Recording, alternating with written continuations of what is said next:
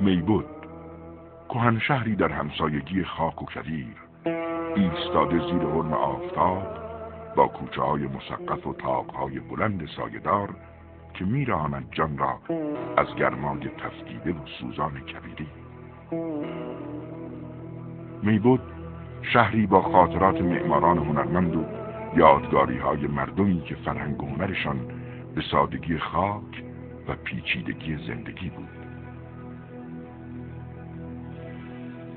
شهر گنبدها و بادگیرهای بلند، شهر صنعت و معماری سنتی، شهر روزهای آفتابی و شبهای پرستاره مهتابی.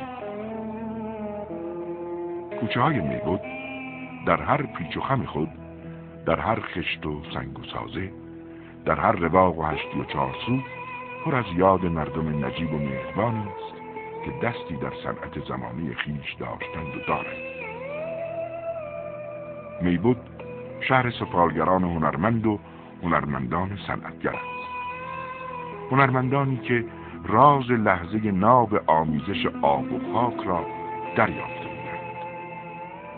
هنرمندانی که هم خاک را دوست داشتند و هم آب را ارج می‌نهادند. هنرمندانی که می‌دانستند هر سفال در نغمه‌های پنهان زلال آب داستان از خاک